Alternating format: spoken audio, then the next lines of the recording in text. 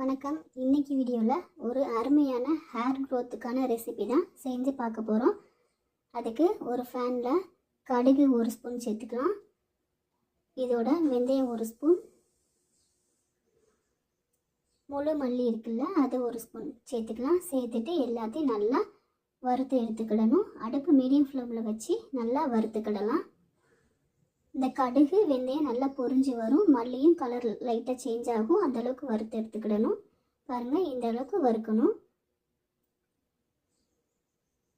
இது நல்லா ஆறுனதுக்கப்புறமா ஒரு மிக்சி ஜாரில் சேர்த்துட்டு குறப்பாக அரைச்சி எடுத்துக்கோங்க. மிக்சி ஜார் ஈரம் இல்லாமல் நல்லா காய வச்சு அரைச்சிக்கோங்க. பவுட்ரு இந்த அளவுக்கு இருக்கணும். அடுத்ததாக ஒரு ஃபேனில் 2 கைப்பிடி அளவுக்கு கருவேப்பிலை எடுத்திருக்கேன். இந்த கருவேப்பிலை நல்லா வாஷ் பண்ணிவிட்டு ஈரமெல்லாம் போகிற மாதிரி ஒரு டவல் வச்சு துடைச்சி எடுத்து அதுக்கப்புறமா வறுத்துக்கிடணும். ஈரம் இருந்தால் இந்த தொக்கு சீக்கிரமாகவே கெட்டு போயிடும். அதனால் கருவேப்பிலை நல்லா ஈரம் இல்லாத அளவுக்கு உலர்த்தி எடுத்துக்கோங்க. எடுத்துட்டு அடுப்பில் சேர்த்துட்டு நல்லா வறுத்துக்கலாம். அடுப்பு மீடியமில் வச்சு வறுத்துக்கோங்க.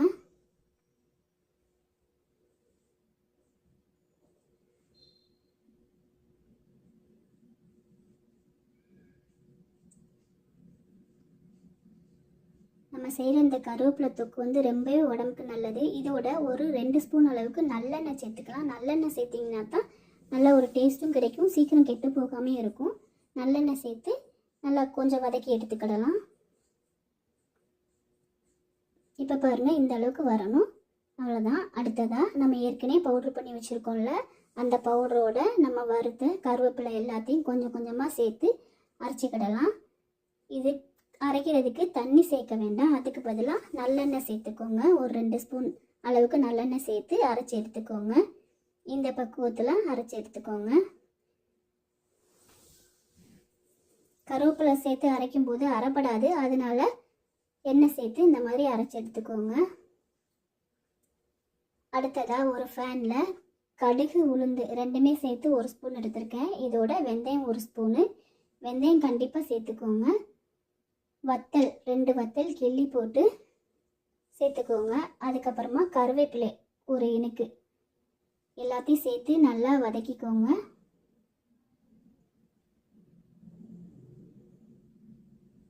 எல்லாமே நல்லா வதங்கி வந்துருச்சு. இப்போ நம்ம ஏற்கனவே அரைச்சி வச்சுருக்கோம் இல்லையா கருவேப்பிலை, அதையும் சேர்த்துக்கிடலாம்.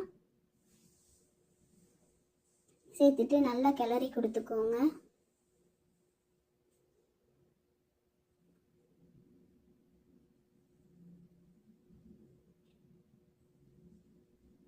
இதோடவே ஒரு எலுமிச்சம்பழம் அளவுக்கு புளி எடுத்துருக்கிறேன். அது நல்லா கரைச்சி எடுத்து இந்த மாதிரி அதில் உள்ள தண்ணியை மட்டும் சேர்த்துக்கிடலாம். சேர்த்துட்டு நல்லா கொதிக்க விடணும்.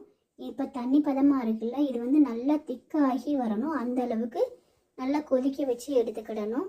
இதோட 1 ஸ்பூன் அளவுக்கு மிளகாய்த்தூள், காரத்துக்கு ஏற்ற மாதிரி நீங்கள் கூடவோ கொட்டியே சேர்த்துக்கோங்க. இதோட பெருங்காயத்தூளும் சேர்த்துக்கிறேன் 1 ஸ்பூன் அளவுக்கு. சேர்த்துட்டு நல்லா மிக்ஸ் பண்ணி விட்டுக்கணும்.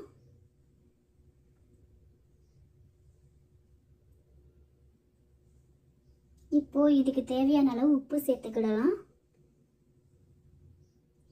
நல்லா கொதிக்க வச்சு எடுத்துருங்க. இந்த தண்ணி ஃபுல்லுமே நல்லா வற்றி வரணும், அந்த அளவுக்கு கொதிக்க வச்சுருங்க. பாருங்கள், நல்லா கொஞ்சம் வற்றி வந்திருக்கு. கொதி வந்தோடனே கலரும் சேஞ்ச் ஆகிருக்கு பாருங்கள். லாஸ்ட்டாக இதோட ஒரு 2 ஸ்பூன் அளவுக்கு நாட்டு சர்க்கரை இல்லைன்னா வெல்லம், 2ல் எதுனாச்சும் ஒன்று சேர்த்துக்கலாம். சேர்த்துட்டு நல்லா அந்த தண்ணி ஃபுல்லுமே வற்றுற அளவுக்கு கொதிக்க வச்சு இறச்சிக்கோங்க. கலர் எவ்வளோ சேஞ்ச் ஆகிருக்கு பாருங்கள், நல்லா வற்றி வந்திருக்கு. இந்த தொக்கு 6 மாதம் ஆனாலும் கெட்டு போகாது. இது சாப்பாட்டோட சூடான சாதம் இருக்கு இல்லையா, அதோட பிசைஞ்சு சாப்பிட ரொம்பவே நல்லாயிருக்கும்.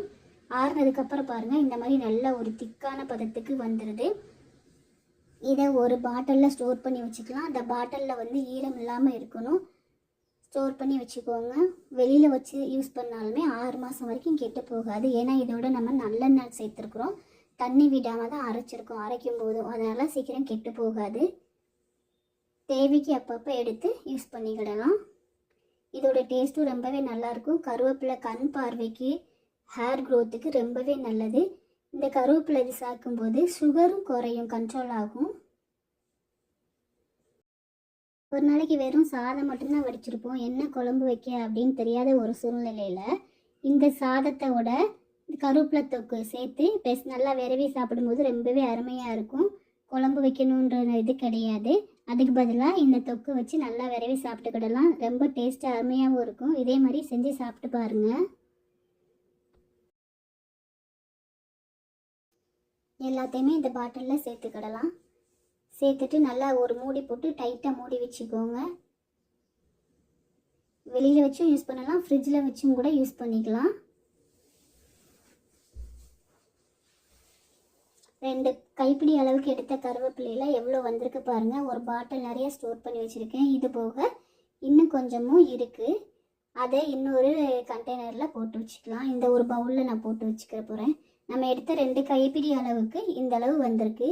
இது டேஸ்ட்டு ரொம்ப சூப்பராகவே இருக்கும். வெறும் சூடான சாதத்தோடு இதை போட்டு பிசைஞ்சு சாப்பிடும்போது வேறு எதுவுமே தேவை இருக்காது. அந்தளவுக்கு அருமையான டேஸ்ட்டில் இருக்கும். இதே மாதிரி இதே அளவுகளோட நீங்களும் செஞ்சு சாப்பிட்டு பார்த்துட்டு எப்படி இருக்குன்றத சொல்லுங்கள். இதில் சேர்க்குற எண்ணெய் வந்து நல்லெண்ணெய் மட்டும்தான் சேர்க்கணும். வேறு எந்த எண்ணெயும் சேர்த்துற வேண்டாம். நல்லெண்ணெய் மட்டும் செய்து சாப்பிடும்போது டேஸ்ட்டும் நல்லாயிருக்கும். ரொம்ப நாளைக்கு இருக்கும் கெட்டு போகாமல். இப்போ பாருங்கள், சூடான சாதம் எடுத்துருக்கிறேன். இந்த சாதத்தோட நம்ம செஞ்சு வச்சுருக்கோம்ல கருவேப்பிலை தூக்கு, அதை ஒரு ஸ்பூன் சேர்த்துக்கிடலாம். சேர்த்துட்டு நல்லா பிசைஞ்சு சாப்பிட்டுக்கிடலாம். இந்த அளவுக்கு இருக்குது பாருங்கள். நல்லா டேஸ்ட்டு சூப்பராக இருக்கும். அவ்வளோதாங்க, சுவையான கருவேப்பிலை தூக்கு ரெடி ஆயிடுச்சு. இந்த வீடியோ உங்களுக்கு பிடிச்சிருந்தா லைக் பண்ணுங்கள், ஷேர் பண்ணுங்கள், சப்ஸ்கிரைப் பண்ணுங்கள். நன்றி.